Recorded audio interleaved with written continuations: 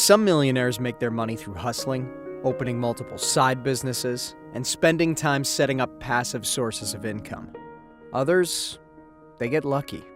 David Cho, the artist who painted a wall in Facebook's first office, knows that second scenario well, because he now has a net worth of $200 million. I was like, what the hell is happening? Every news, Al Jazeera, every news organization in the world is beating down the door trying to get a, interview, and I'm like, oh my God. David Cho's life basically changed when he caught the eye of Sean Parker, the founder of Napster.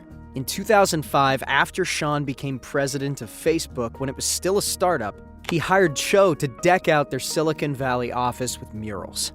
Cho himself was no big enthusiast of social media, saying that he despised MySpace and even called Facebook, quote, a ridiculous idea. People don't remember, Facebook was a joke. No, I know. So back then, right, the guy says to you, we'll pay. Did you say to him, my price is $60,000 to paint this wall? My prices had been going up higher and higher, and I was like, yeah, if you want me to paint the entire building, it's going to be 60 grand. The idea of the company may have been ridiculous, but money was real. So Cho, of course, agreed to paint the building for $60,000.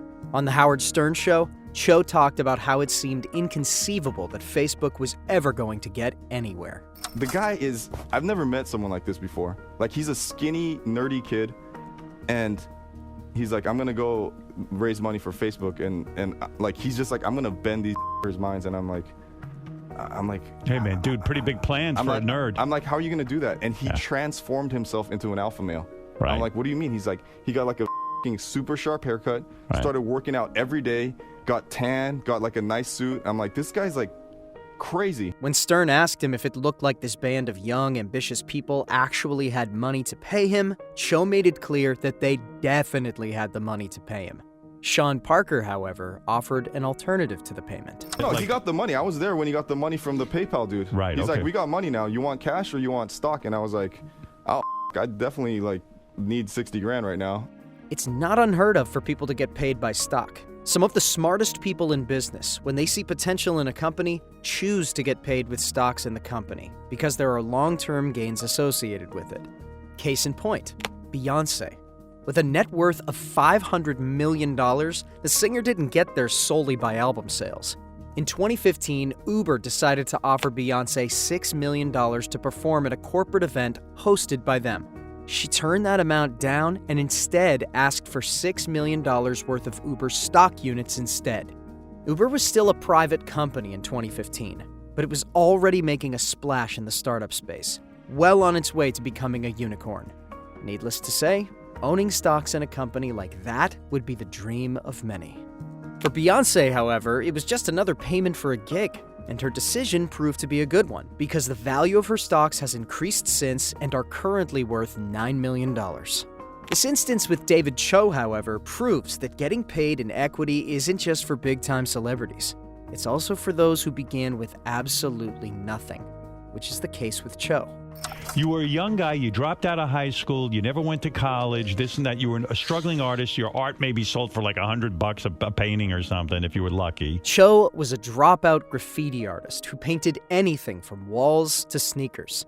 Having seen hard times, he would, on occasion, forge checks and steal, and was imprisoned in Japan for hitting a guard.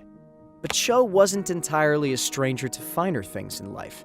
He would visit Las Vegas somewhat frequently, and even managed to make his very first million there.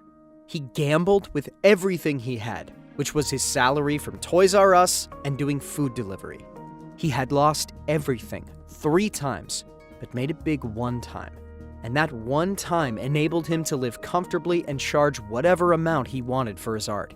He essentially went from charging $100 a piece to $10,000 a piece. Suddenly, everyone wanted Cho's work in their collection because, in his words, people want what they can't have. From there on, Cho made his living gambling while selling his work for as much money as he wanted. And he finally caught Sean Parker's attention. Yeah, most people would have said, look, you know the odds of anybody really taking off with an internet company. Most of these companies come and go all the time, especially back then. Right. So you must have been half out of your mind to turn down the $60,000. Right, but I like to gamble, and you are a gambler. I believed in Sean. I didn't care about I'm like, this kid like knows something and I'm gonna bet my money on him. Betting that money turned out well for Cho. In 2012, when Facebook went public at $38 a share, his stock options were worth $200 million, making him a multimillionaire almost overnight. It's worth even more now since each share price is sitting at $160. It's not clear how many shares Cho got from that deal, so it could easily be worth much more. But his good luck afforded Cho some spending money, and spend he did. It began with him giving away $100,000 through an elaborate, nationwide treasure hunt.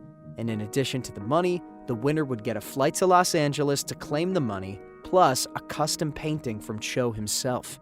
In 2017, he debuted an invite-only exhibit in Los Angeles and called it The Cho Show. The tickets were free, but there was a rigorous application process and a confidentiality agreement, so the contents of the exhibit would remain a mystery. But aside from being able to plan scavenger hunts and have a gallery show, how has Cho's life changed? In his own words, it remains unchanged. You can't buy your privacy back because I was already doing okay, and to have this abstract amount of money now, I cannot buy my privacy back. I was like, what the is happening? Every news, Al Jazeera, every news organization in the world is beating down the door trying to get a interview, and I'm like, oh my God. For an artist who rose up from absolutely nothing, being thrust into the spotlight can undoubtedly become rather scary and difficult. But Cho has decided to not let it get the better of him. Cho still considers himself homeless, living mostly in casinos and galleries despite having his art featured in some incredibly prestigious private collections. He says, quote, "Don't feel sorry for me. This is like a godlike amount of money, where I could actually change the world and do things to help humanity and do good things. As an artist, I often wonder what my purpose is, or why I do what I do. So those things will hopefully come into more clarity. Or maybe not. I don't know." What would you do with $200 million in Facebook stock? Put it down in the comments below. And if you like this video, subscribe to the channel for more inspirational stories of people like David Cho. Thanks for watching.